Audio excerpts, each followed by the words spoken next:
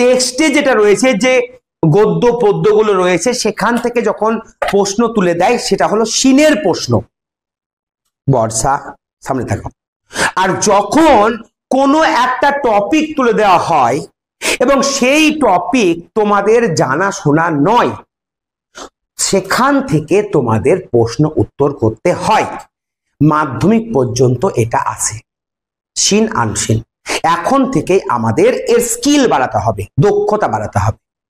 আমি কয়েকটা প্রসেসের মধ্য দিয়ে এটা বোঝাবার চেষ্টা করছি, একেবারে সাধারণ স্টুডেন্ট থেকে একদম টপ লেভেলের স্টুডেন্ট পর্যন্ত কোন প্রসেসের মধ্য দিয়ে গিয়ে আমরা যে কোনো সিনকে বা আনসিনকে আমরা তার কোশ্চেনের অ্যান্সার লিখতে পারবো।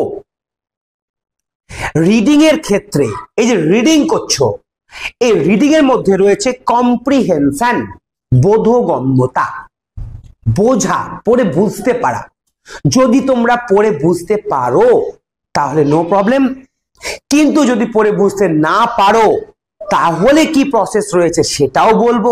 কিন্তু এখন থেকে পড়ে বোঝার চেষ্টা শুরু করতে হবে, যাতে মাধ্যমিকে গিয়ে আমাদের মাধ্যমিকে যেন হাসি মুখে আমরা পরীক্ষা দিতে পারি।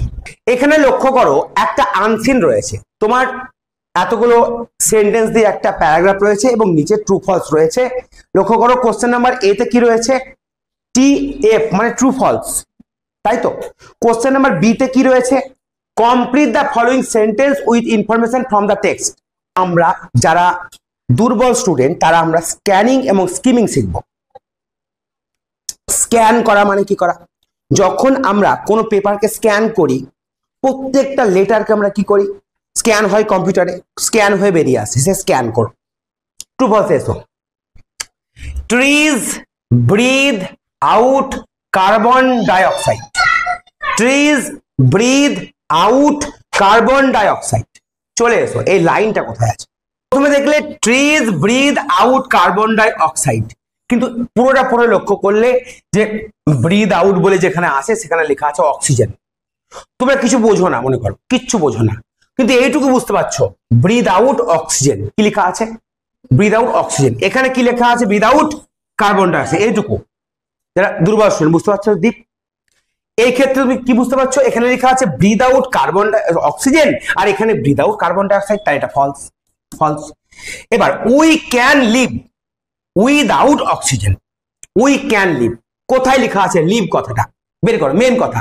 We can live without oxygen কোথায় লেখা আছে, এখানে আছে দেখো, we can not live on earth without which. কোনটা, trees give oxygen without which, মানে অক্সিজেন ছাড়া। এখানে অক্সিজেন আছে আর এখানে আছে উই ক্যান নট লিভ, তাহলে অক্সিজেন ছাড়া আমরা বাঁচতে পারি না লেখা আছে। আর এখানে ক্যান আছে, এখানে ক্যান নট হলে ঠিক হয়ে যেত, ক্যান নট হলে ঠিক হতো, কিন্তু যেহেতু ক্যান আছে তাই এটা হবে ফলস, আর ক্যান নট থাকলে হয়ে যেত ট্রু। বোঝা গেল। 3 নম্বর, trees are very good friends of men. কোথায় ফ্রেন্ডস কথাটা আছে লক্ষ্য করো, প্রথম লাইনে আছে trees are very good friends of men, একই জিনিস তুলে দেওয়া আছে, তাই এটা কি হবে ট্রু। মানে আমি বলছি না, একটাও আমি বাংলা মানে বলছি না, শুধু ইংলিশ দিয়ে বোঝাচ্ছি, ঠিক আছে। ফার্নিচার আর মেড অফ, কোথায় আছে ফার্নিচার আর মেড অফ, একদম মেড, ফার্নিচার আর মেড অফ টিম্বার, শুধু টিম্বার লিখে দাও। এটাও লিখতে পারো, which is the gift of the forest, এই পুরোটা লিখতেই পারো, কোনো অসুবিধা নেই, কিন্তু শুধু টিম্বার লিখে দিলেও হবে। টিম্বার, টিম্বারের পর যেটা আছে ওইটাও যদি লিখতে চাও লিখে দিতে পারো, কোনো অসুবিধা নেই, একই নাম্বার পাবে।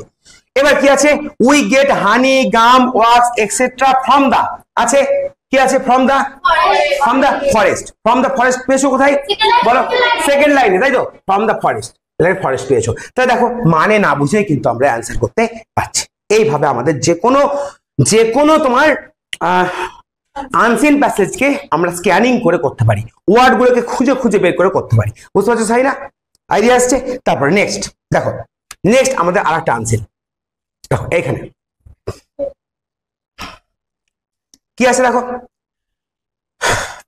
দেখো প্রথমেই তোমরা কখনোই আনসিন পড়বে না, কি করবে, প্রথমেই তোমরা চলে যাবে কোশ্চেন কি আছে, এটা তো খুব সহজ হবে। দেখো, complete the following sentences with information from the text, লেখা আছে when the man was shouting for a coolie Vidyasagar was, এই লাইনটা বের করো কোথায় আছে, কোথায় আছে, কত নম্বর লাইন বলো, সেকেন্ড লাইনে কি আছে দেখো, young man shouting for a coolie and he was unable to carry his handbag, কি বলছে এখানে when the man was shouting for a coolie, when the young man shouting for a coolie Vidyasagar was unable to, Vidyasagar was standing nearby, তাহলে পরের লাইনটাই answer আছে, যখন চিৎকার করছিল Vidyasagar was standing nearby, তাহলে এখানে আমাদের অ্যান্সার কি হবে বলো, বিদ্যাসাগর was, দেখো এখানে হবে হ্যাঁ বিদ্যাসাগর was standing nearby, আমি মানে বলছি না, nearby হয়ে গেল। 2 নম্বরে চলে এসো, কি আছে, Vidyasagar taught the young man a lesson of, দেখো কোথায় লেখা আছে বিদ্যাসাগর taught বা he taught, এরকম কোথায় আছে taught, a lesson, দেখো a lesson of, কোন লেসন পেয়েছে কিনা দেখো, কোন লেসন পাচ্ছ কিনা দেখো, লাস্ট একদম লাস্টে আছে দেখো অফ ভোকাবুলারি, এটা find out the word from the passage which mean behaviour, behaviour মানে ব্যবহার, এর মানে কি এটা বলতে পারবে না তোমরা অনেকে, এটা কন্ডাক্ট হবে, দেখো তো কন্ডাক্ট আছে কিনা কোথাও, কন্ডাক্ট হবে, এটা হবে কন্ডাক্ট, বলো কত নম্বর লাইন, হ্যাঁ কন্ডাক্ট, এইটা বিহেভিয়ার মানে ব্যবহার, কন্ডাক্ট মানে ব্যবহার হলো।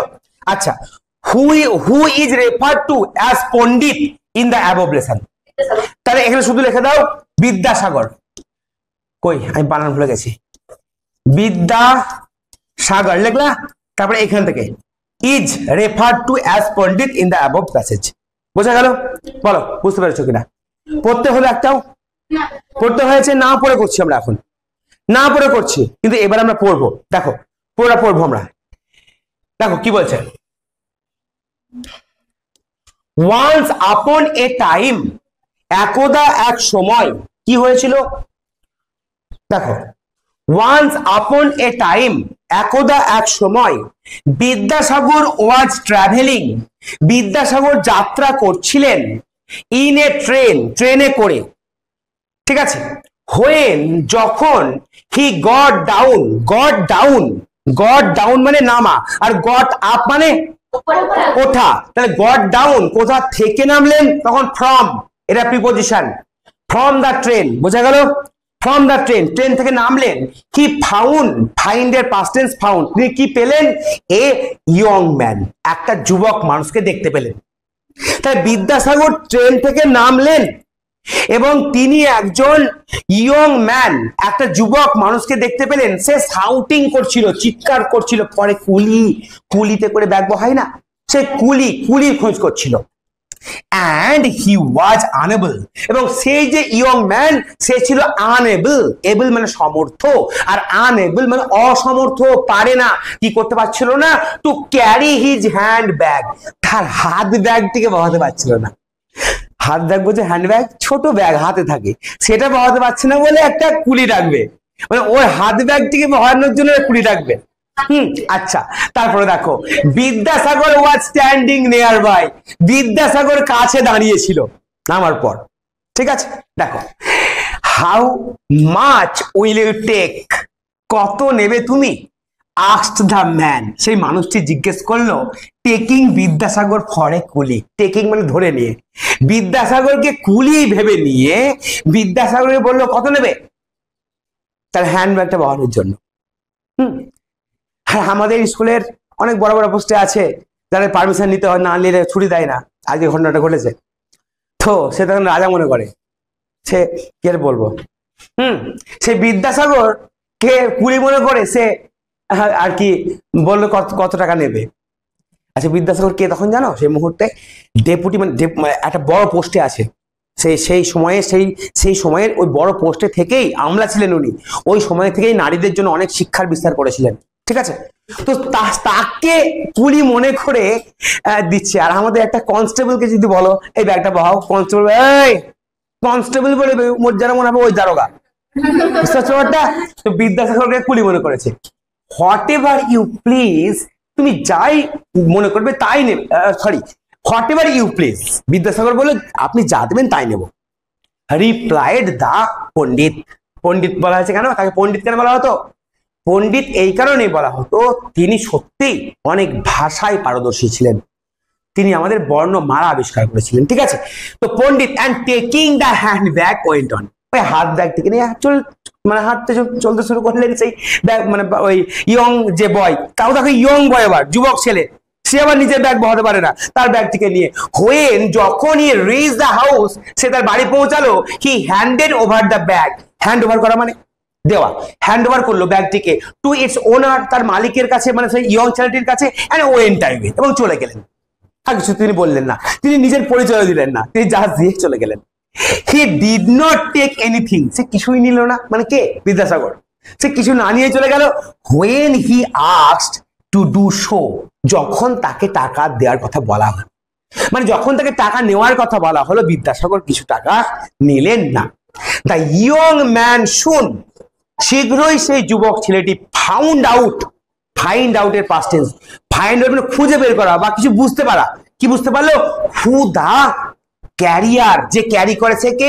ক্যারিয়ার অফ দ্য ব্যাগ ওয়াজ, ওই ব্যাগের বাহক, যে ক্যারি করেছে ক্যারিয়ার, যে প্লে করেছে প্লেয়ার, সেই ব্যাগের বাহকটাকে বুঝতে পারলো। আরে এ তো ঈশ্বরচন্দ্র বিদ্যাসাগর, ও কিন্তু চিনে ফেলেছে। এবার দেখো কি হলো, হি ওয়াজ অ্যাসেমড, অ্যাসেমড মানে লজ্জিত হওয়া, সে লজ্জিত হলো অফ হিজ কন্ডাক্ট, তার ব্যবহারে, তার নিজের ব্যবহারে, হ্যাঁ।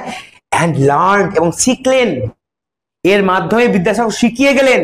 এ ইউজফুল, দেখো ইউজফুল এর এ বসেছে, ইউজ, ইউ উচ্চারণটা অ্যাকচুয়ালি উচ্চারণটা হয় জু, জু উচ্চারণ হয় জ, জুফুল, অ্যাকচুয়ালি ইংল্যান্ডে উচ্চারণ জুফুল, ইউনিভার্সিটি, এই উচ্চারণ থেকে এখানে এ বসে। যাই হোক, এ ইউজফুল লেসন, একটা একটা একটা খুব দরকারি শিক্ষা তিনি পেলেন। সেলফ সেলফ হেল্প, লেস বলেছিলাম, আচ্ছা ভুল বলেছিলাম। সেলফ হেল্প মানে কি বলো? সেলফ মানে সাহায্য করা, সেলফ মানে নিজে, আর হেল্প মানে সাহায্য করা, নিজেই নিজেকে সাহায্য করা, অর্থাৎ নিজের কাজ নিজে করা, এর শিক্ষা তিনি পেয়েছিলেন। এখান থেকে আর একটা শিক্ষাও পাওয়া যায়, যে আমাদের আশেপাশে এলাকার যারা বড় বড় পোস্টে আছে, তো তারা নিজেদেরকে যেমন মনে করে আমরা বিরাট বড় কিছু হয়ে গেছি। বিদ্যাসাগরকে, এত বড় একজন ব্যক্তি, তিনি কিন্তু কিছু মনে করেননি, তিনি তার পরিচয় দেননি, তিনি বলতে পারতেন, এই তুমি কাকে কি বলছো, তুমি জানো আমি কে? তাই যদি তিনি বলতেন, তাহলে আমাদের স্কুলে বিদ্যাসাগরের মূর্তি বসতো না, সেই ইয়ং ছেলেটা ছোটই বসতো, বুঝতে পারলা? এই রকম মানুষ ছিলেন।